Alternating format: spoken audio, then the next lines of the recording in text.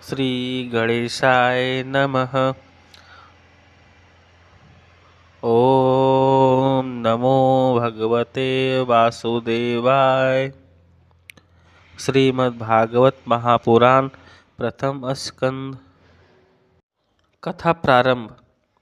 एक बार भगवान विष्णु एवं देवताओं के परम पुण्य क्षेत्र नैमिषारण्य में शौनकादि ऋषियों ने भागवत प्राप्त की इच्छा से सहस्त्र वर्षों में पूरे होने वाले एक महान यज्ञ का अनुष्ठान किया। एक दिन उन लोगों ने प्रातःकाल अग्निहोत्र आदि नित्य कर्मों से निवृत्त होकर सूत जी का पूजन किया और उन्हें ऊंचे आसन पर बैठाकर बड़े आदर से यह प्रश्न किया। ऋषियों ने सूत जी से कहा, आप निष्पाप हैं। आपने समस्त इतिहास, पुराण और धर्मशास्त्रों का विधिपूर्वक अध्ययन किया है, उनकी भली भांति व्याख्या भी की है। वेद वेत्ताओं में श्रेष्ठ भगवान बद्ररायण ने एवं भगवान के सगुण निर्गुण रूप को जानने वाले दूसरे मुनियों ने जो कुछ जाना है, उन्हें जिन विषयों का ज्ञान है, वह सब आप वास्तविक रूप में जानते हैं। आपका हृदय बड़ा ही सरल और शुद्ध है, इसी से आप उनकी कृपा और अनुग्रह के पात्र हैं। गुरुजन अपने प्रेमी शिष्यों को गुप्त से गुप्त बात भी बता दिया करते हैं। आयुष्मान, आप कृपा करके यह बताएं कि उन सब शास्त्रों, पुराणों और गुरुजनों के उपदेशों में कलियुगी जीवों के परम कल्याण का सहज साधन आपने क्या निश्चय किया है। आप संत समाज के भूषण हैं। इस कलियुग में प्रायः लोगों की आयु कम हो गई है। साधन करने में लोगों की रुचि और प्रवृत्ति भी नहीं है। लोग आलसी हो गए हैं। उनका भाग्य तो मंद है ही, समझ भी थोड़ी है।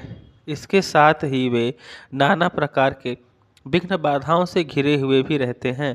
शास्त्र भी बहुत से हैं, परंतु उनमें एक निश्चित साधन का नहीं, अनेक प्रकार के कर्मों का वर्णन है। साथ ही वे इतने बड़े हैं कि उनका एक अंश सुनना भी कठिन है।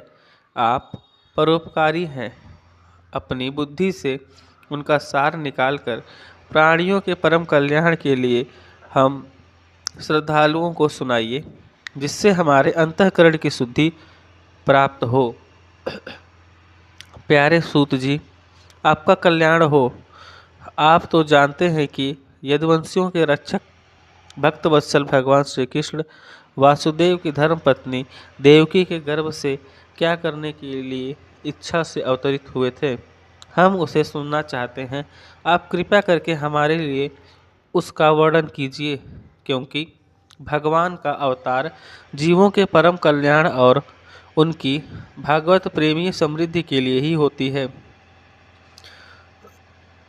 यह जीव जन्म मृत्यु के घोर चक्र में पड़ा हुआ है। इस स्थिति में भी यदि वह कभी भगवान के मंगलमय नाम का उच्चारण कर ले तो उसी क्षण उसे मुक्त हो जाए,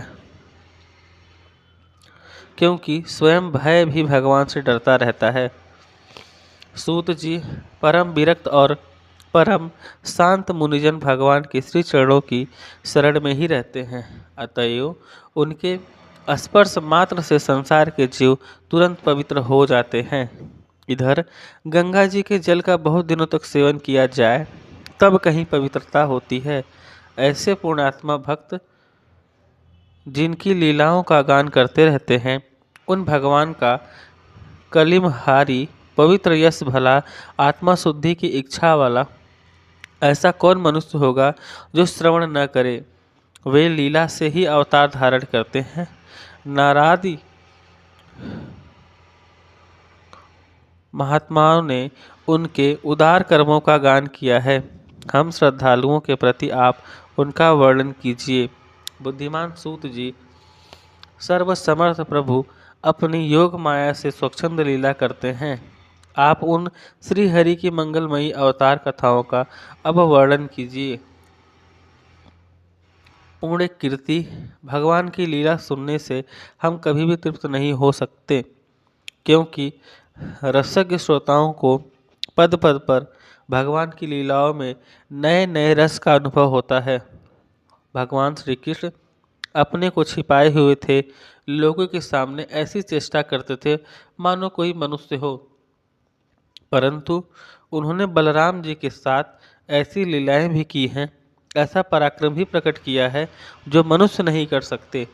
कलयुग को आया जानकर इस वैष्णव क्षेत्र में हम दीर्घकालीन सत्र का संकल्प करके बैठे हैं। श्री हरि की कथा सुनने के लिए हमें अवकाश प्राप्त है।